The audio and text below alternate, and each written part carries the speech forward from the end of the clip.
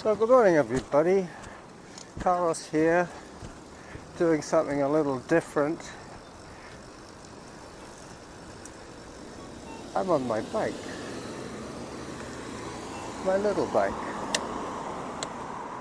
I just missed the light. Let me pause the recording while I wait.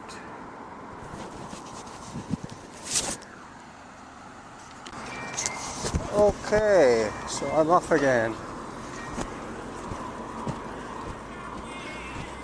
That was Mackenzie Avenue behind me. It's always a pain. Very noisy as well.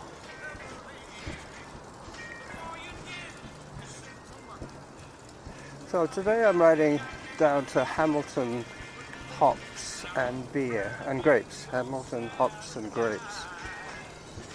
It's where I buy my supplies. Unfortunately, Save On Foods was out of DME. And DME, for those of you who don't know, stands for Dry Malt Extract. So I'm brewing again. Yep, always brewing. I'm down to a weekly batch that I have now narrowed down to the right quantity of bottles and the right amount of liquid to fill those bottles at the desired strength. I'm at Quadra Street now, but this street isn't quite as busy, and I have now got the right to cross safely.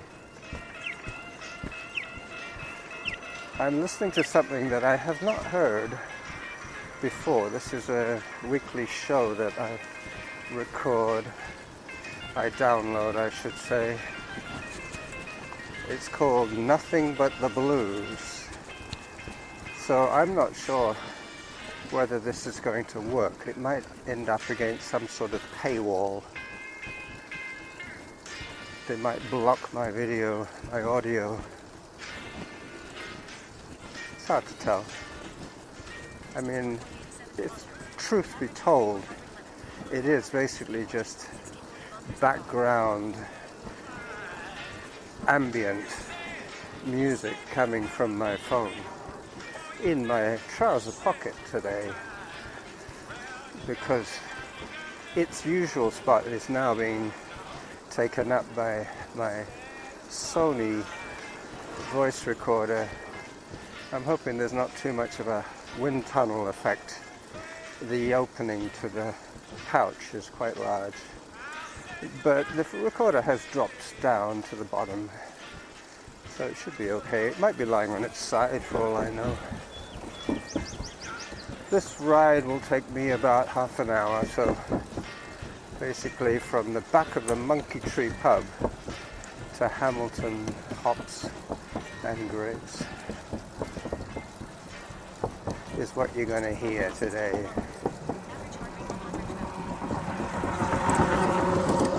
There goes an e-scooter.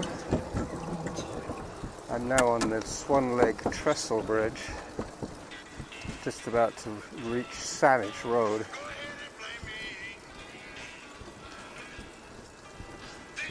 I haven't done one of these early morning rides since last winter. Hello. Seen my birding friend. He's always here on the Lochside Galloping Goose trail, because this is just about where they join. I believe this is known as the Saanich Spur. It connects the railway line that used to run up to Sydney to the railway line that used to run up to Courtenay, the E&N.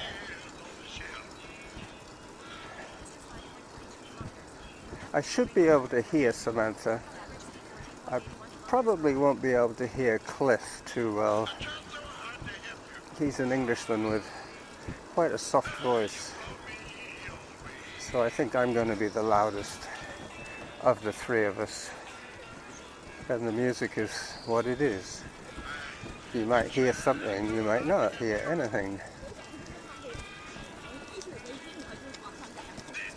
So Saturday morning today, I decided tomorrow to go on the Mountain of Joy for my run, and I thought, I'm not going to have to record another episode from the Mountain of Joy, am I?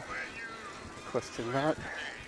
No, I'm not. I can record today instead. Zone 1, I heard that. Thank you, Samantha. I thought you'd gone to sleep.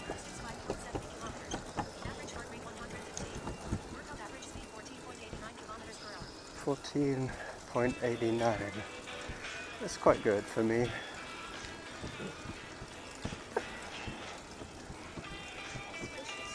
Makes me laugh sometimes when people say that some cyclists can ride at 30 kilometers an hour. I'm lucky if I can do 15. It's not all down to their better bikes. It would be very silly of me, but some of it is to do with them being fitter, younger, and stronger than me, and on better bikes. Anyway, so update on life at the lair. I have negotiated with my neighbor John to buy his dead tree off him. He had his trees and my tree pruned, and I asked him what he wanted for my share of the pruning bills, and he said $100. So I'm looking at getting at least that much wood at buddy rates. E-bike, e-bike, e-bike. Yep. It is a busy time of the day. I think I said there was up to 117 riders. There's just 3 more, so we're up to 120 heading into town. And it's 9:16 at the moment as I go through the tunnel.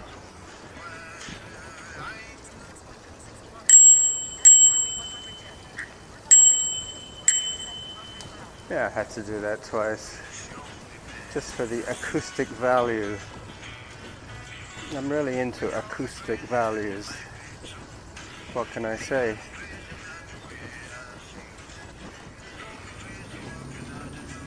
Back to the wood.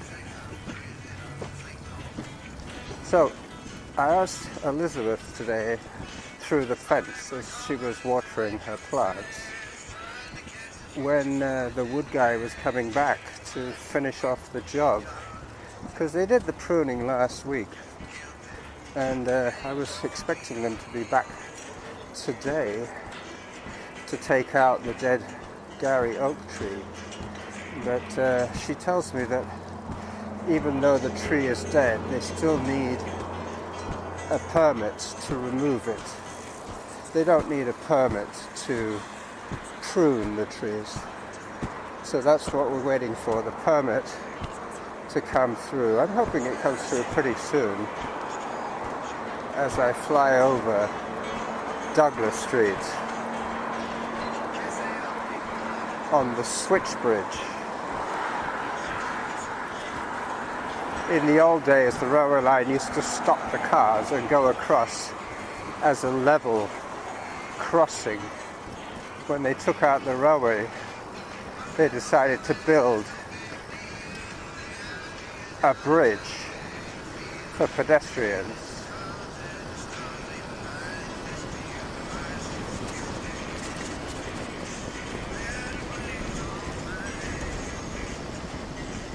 Well, that was a bit scary. I had to go pretty fast for me.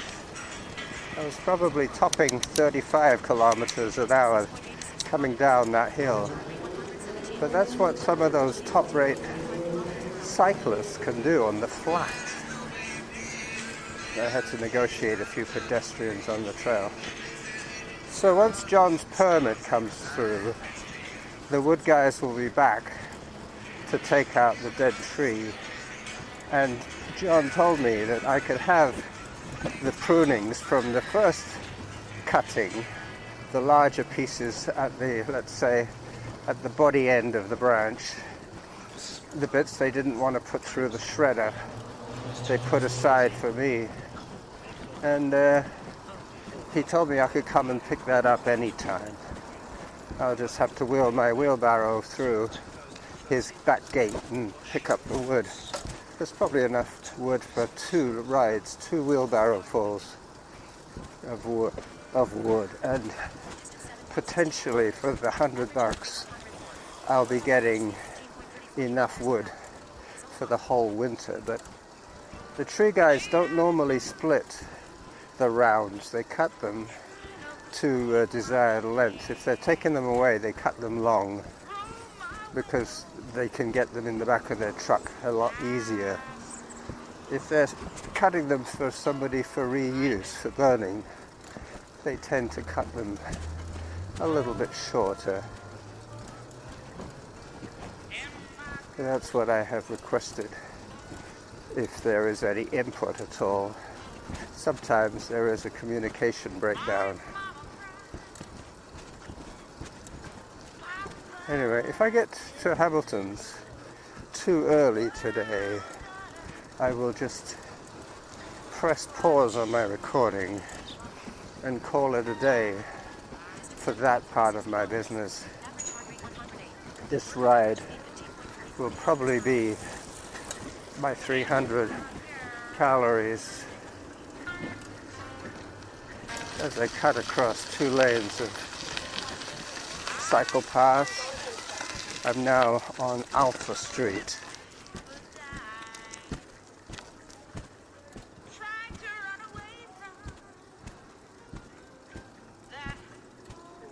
As I approach Burnside Road, sometimes I'm lucky, sometimes the girl that helps the boss with the business gets in early and she opens up. She sees no reason not to open up when she arrives, once she's got the alarm and the lights all dialed in. Well, I should say the alarm switched off and the lights turned on. She's ready to go. Alright, I'll soon be able to tell you what's going on